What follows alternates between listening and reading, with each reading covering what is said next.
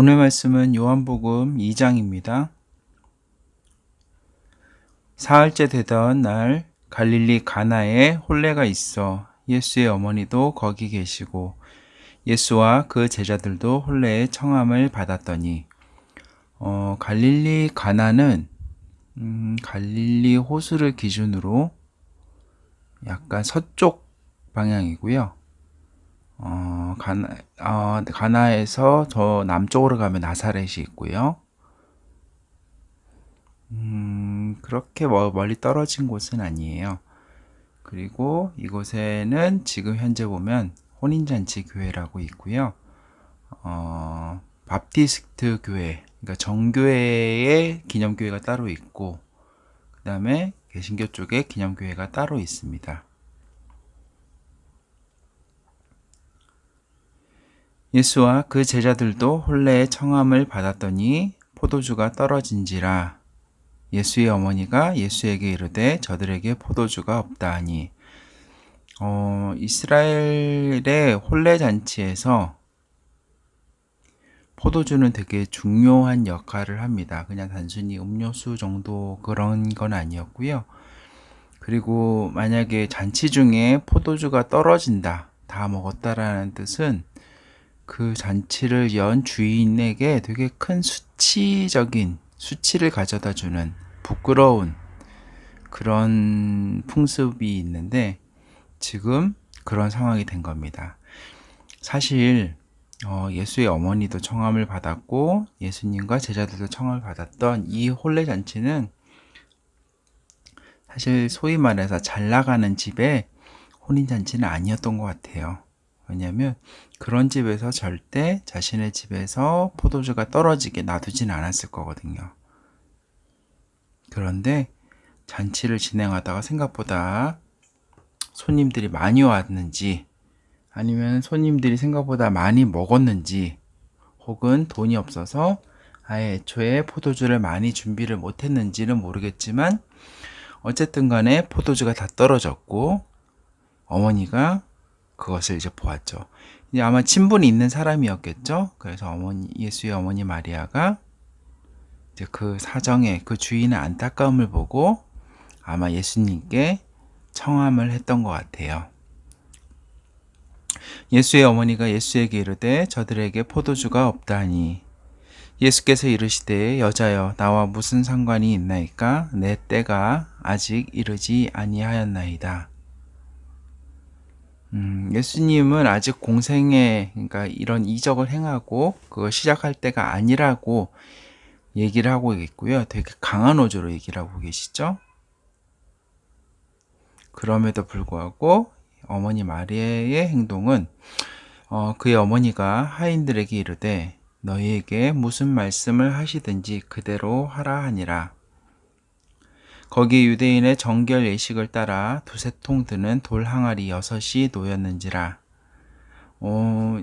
이것은 이제 아빠도 그곳에서 정교회 쪽에 그 기념교회 그쪽이랑 두 군데 다 가봤는데 요 항아리를 봤어요. 정말 어마어마하게 큰 항아리고요. 들어다가 이렇게 할 수 있는 건 아니었었어요. 돌 항아리가 너무 크고 무거웠기 때문에. 이거 정결 예식을 따라 두세 통 드는 돌 항아리라는 것은 이제 손을 씻고 먹는 그것을 그 율법을 지키기 위해서 있는 항아리였어요. 예수께서 그들에게 이르시되 항아리에 물을 채우라 하신즉 아기까지 채우니 이제는 떠서 연회장에 갖다 주라 하심에 갖다 주었더니 사실은 여기 있는 하인들이 어떤 사람들인지는 나와 있지 않아요. 그렇지만 사실은 되게 놀라운 모습인 것 같아요.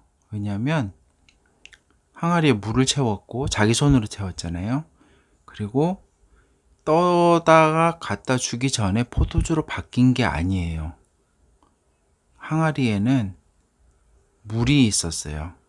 근데 갖다 줬는데 포도주로 바뀐 거죠. 만약에 포도주를 이미 항아리에 물을 붓는 순간에 바뀌었다면은 조금 더 납득은 가겠지만 어, 그런 표현은 없는 것 같아요.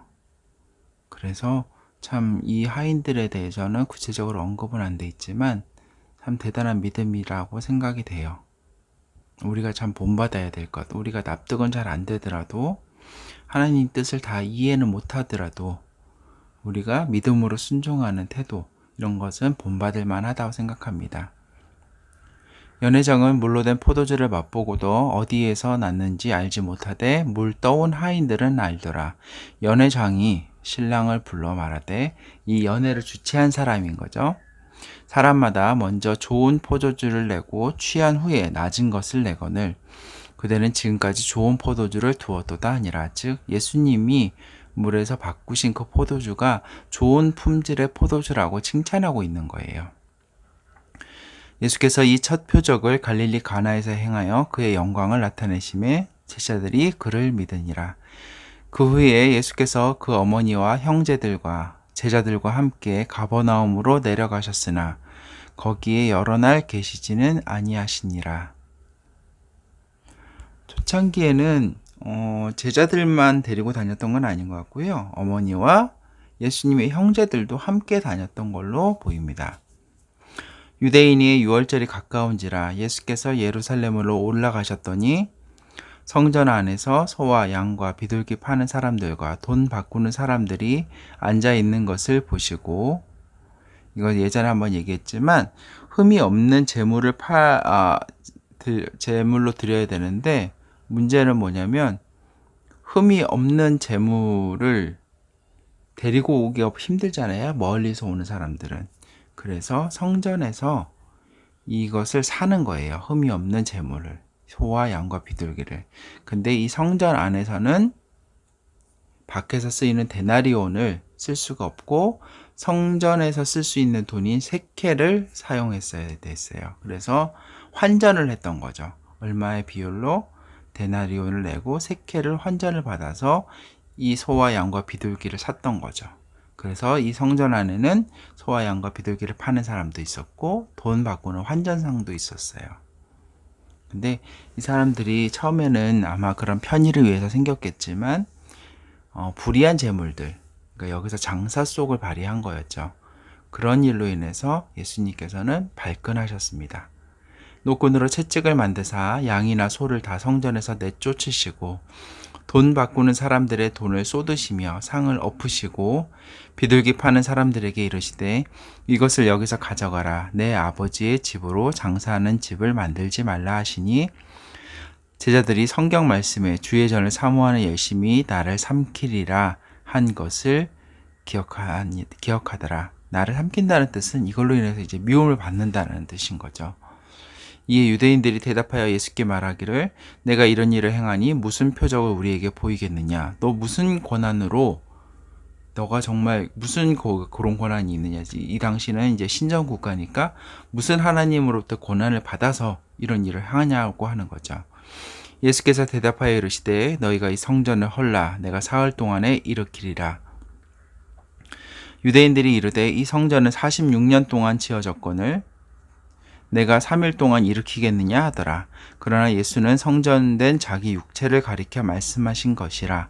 죽은 자 가운데서 살아난 후에야 제자들이 이 말씀하신 것을 기억하고 성경과 예수께서 하신 말씀을 믿었더라.